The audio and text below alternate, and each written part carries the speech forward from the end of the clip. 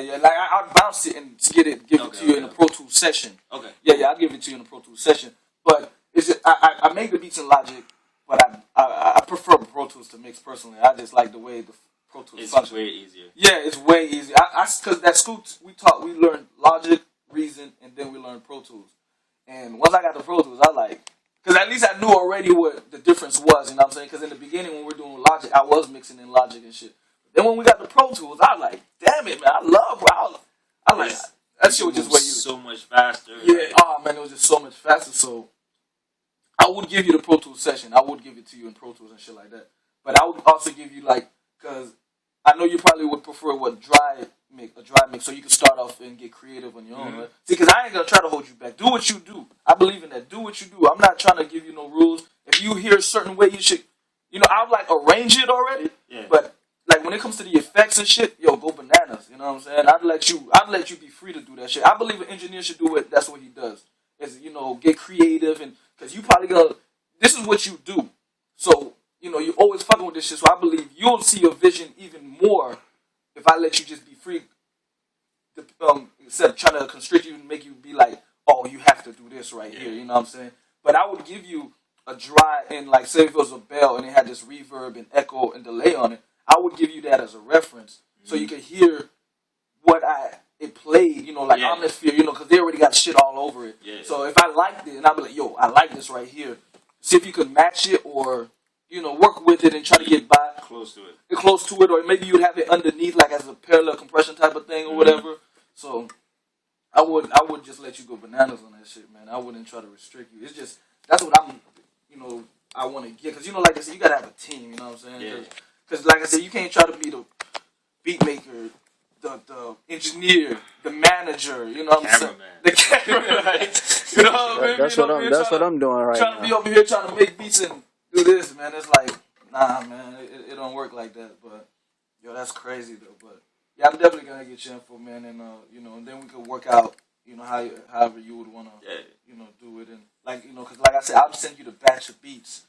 And, I'd probably arrange, because I try to have a vision already with the beat, but I'd probably arrange, then, as you go on, you could, do little tweaks, whatever you might think, you know what I'm saying? But I'd already kind of have it already arranged in a song. All I really need you to do most of the time is just clean it up. Yeah. Clean it up, EQ, compress, and whatever else you want to do to that stuff. Yeah, that's pretty much what I'll be looking for. So, yeah, man, because I know my engineering skills are not up to par. I'm not gonna fool anybody on that shit, man. It's I'm not gonna fool anybody on this shit. It's just I do it because I don't really have nobody, and and shit like that. And if I wanna let people hear some shit, I gotta let them hear something. Let me ask you, how often they be having listening parties here? I said probably like once every 3 months type thing. Okay. Yeah, between 3 and 6 months. It'd be like, I know for sure, like 2-3 times a year for sure. But like sometimes it'd be more than that. Like the first year I was here, it was like probably 6 of them in the first year. Okay. Yeah, see, I didn't know it could come and just listen to that shit. You definitely. But I guess if I say I know you or whatever, it's a lot easier than me just coming up here by walking by and be like, oh, there's music going on. Let me go see what's going on. Yeah, I'm pretty sure it's easier that way. Oh, you definitely. Like I was telling them, man, people got to get familiar with the face. You know what I'm saying? And eventually you're going to be like, yo, what do you do? I see you all the time. You know what I'm saying? Yeah. Like, you got to be doing something. You just can't be in the studio. I seen you at the studio. I seen you in the music conference. What you do? You know? I was telling them, you know who I was telling them about? You know that you heard about that rapper Trav from New York? He be on thisis50.com. 50 always put his videos up. The nigga on MySpace, Sean Kingston hit him up and was like, yo, I see you all the time around. You know what I'm saying? What do you do? Sean Kingston asked him, do you rap? The nigga said, yeah. The nigga said he didn't even rap at the time.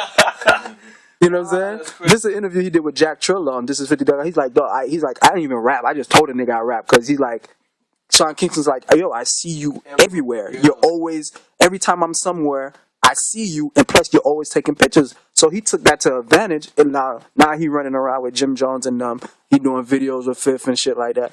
That's the same thing. You know what I'm saying? You got to be in the studio at least once. For y'all. Oh, yeah. They gotta be familiar with the face, man. You remember? And I was telling you remember when that dude tried to contact you about rapping? It's like you don't have to write in. Remember the guy like overseas? He contacted you like what is it, MySpace or something? And he said, you don't have. He remember you like you look like 50 or some shit like that. Oh yeah. I remember that dude. Yeah, dude hit me up about that shit. Like, he would write it, and I'll just have to. But I ain't gonna fool myself. I'm not a rapper, man. I don't even like the way I've been behind the mic before, and I don't like the way I sound. You know what I'm saying? I'm not. You know what? Nobody likes the way they sound the first time. That's true too. Nobody likes it. I'm like, I don't know, man. It's just. I remember that dude sent me that message. I was like, I don't know if he was for real or not, but he was there. He's like, yo, you got that look, yo. You just better be that ass, because UK, they be on the shot. Just don't introduce them to this chick. Was it 20 million views? Yeah. Or something like that? In the UK. What was it? Ella Sandy or some shit like that? Emily Sunday? Or something like that? Yeah, that shit crazy, man. That shit. I remember that. But I was just hearing too, you can buy views on YouTube. I just found that out. Really? Yeah, you can buy. You can buy views on YouTube, and you can buy views on Worldstar Hip Hop too. Because there's a lot of trash dudes out there, and I be seeing them have 2 million views on Worldstar. I be like, how the hell this thing got 2 million views? But you got remember though, that's how Soulja Boy blew up, because everybody was watching him just to laugh at him type shit. So that blew his ass up. And that blew his ass up, man, because I don't even know how he's still around. Yeah, he got his fan base, yo. That's the thing, man. He got that fan base. he a businessman too. He's smart. Yeah. He's smart, man. He don't do shit no more.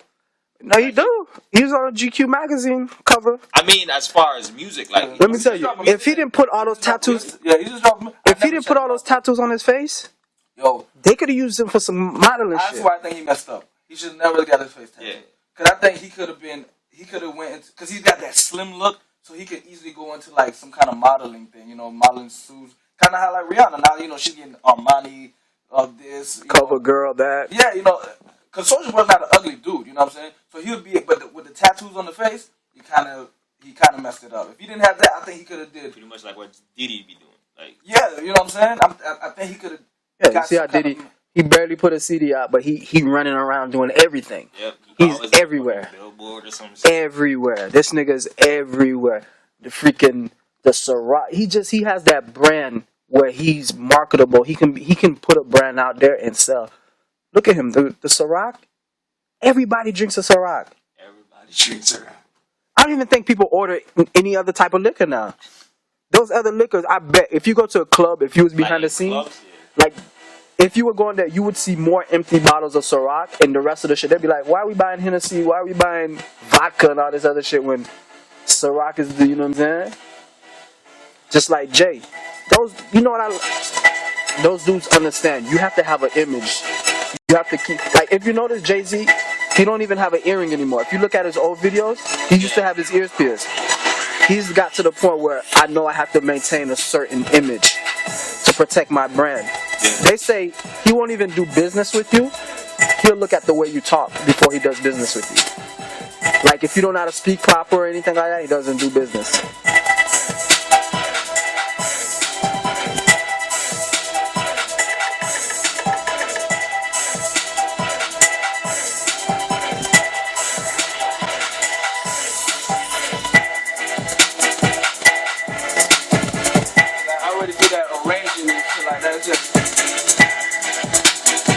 Just need people to clean it up for me. Make it sound right, make it knock right and stuff like that.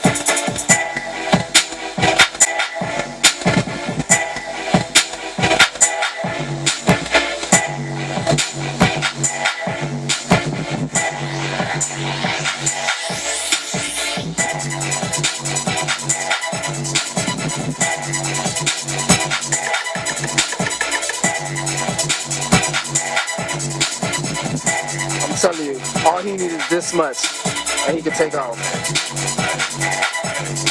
You got bump into the right people.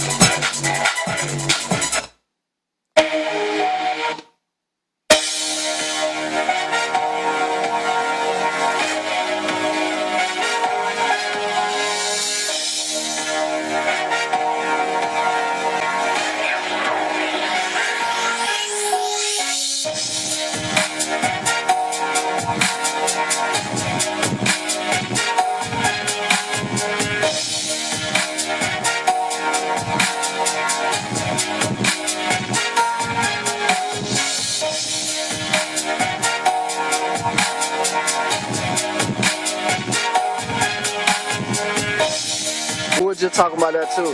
Like if you actually listen, some of the times it's the artist who makes the song even better. Because if you listen to Lollipop by Wayne, oh, that's a shitty ass beat, man. It is simple. It is simple as hell. That shit is a shitty beat, man. But it's the artist that grooms the beat too. You know, so you know Ryan Leslie, right? Yeah. He played. Did you ever hear when he played Lollipop on the radio? No. He played that shit on a piano. That shit sounds so much like more musical. That nigga's talented too, man. Ryan Leslie's a beast. That nigga graduated Harvard. He graduated Harvard at 19. Yeah, he graduated young as shit. Yeah. I think He graduated high school like 15, 16. Yeah, 16 he graduated high school. And then he graduated Harvard at 19. He was determined to be successful. Yeah. Like they say, his company makes $1 million easily without even trying behind scenes. But you know, he does a lot of work for like Beyonce, they say, and stuff like that. Like he does $1 million easy a year without even trying, yo. but it's crazy to me how underrated he is, though. Big time. I don't understand that at all. Like you can't be that talented and be so underrated. I don't understand. And he actually knows how to play instruments. Yeah, I think most of the shit like he Does it himself. Yeah.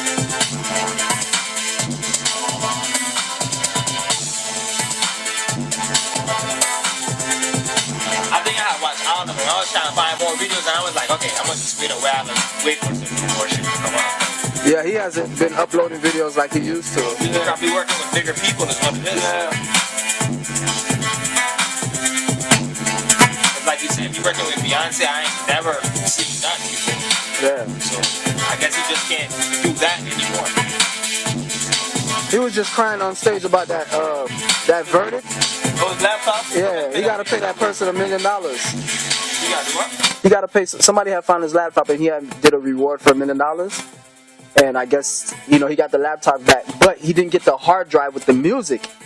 He just got the laptop. Whoever took it took the hard drive that has all his music. So, Oh, that's what it was about. yeah, he didn't pay. The person took him to court. Now he got to pay that person that $1 million of reward. I think I did see that. Yeah, he was crying on At first it stage. was like 25,000, 50,000. he Then upped he upped it up to like $1 million because all the music and stuff is on there. You know, so that's very important. And it was on the hard drive. But I didn't know that. yeah, he's like, when he got the laptop back, he didn't have his hard drive. So it's a laptop with no music. That's the point of this. Because he could have won it by the new laptop. Because it was not the point of the laptop, it was the point of the music. Yeah. Exactly. That's the. Like you Because can't trying play to. that shit. Yo, all these beats I have, trying to go back to. It's not even going to happen. For one thing, it's not even going to happen. Because I can't remember how I did most of these motherfuckers. You know? I have the sessions, but trying to go back like this right here and remember making this, it's going to be impossible. It's going to be impossible. I might be able to get close, but there's no way I'm going to be making That happened to me. I had a drive, and in 2009, this is before I decided I really wanted to do engineering. In 2009, I used to sit down and make a beat like every single day.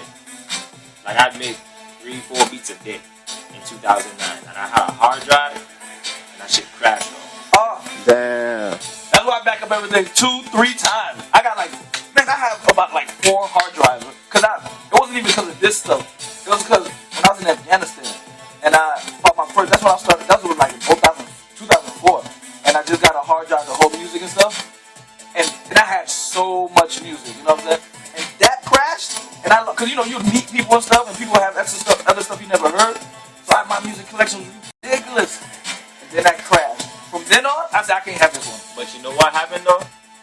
Luckily, I know a lot of people who've been doing this shit for years. Yeah. Comes to find out, most of the times when a drive crashes, it'd be something with the hardware. It don't be the drive itself. Oh yeah. So what he did, he broke open the case and stuck it in the computer. In this computer, as a matter of fact, and got all my shit back.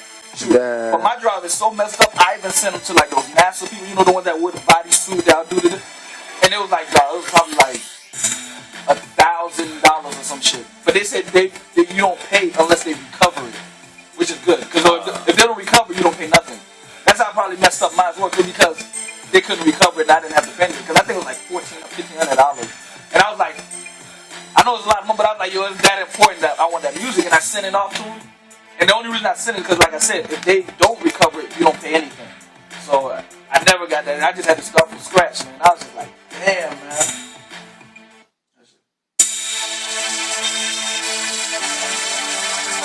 That shit's crazy, man. See, I got like little varieties, you know what I'm saying?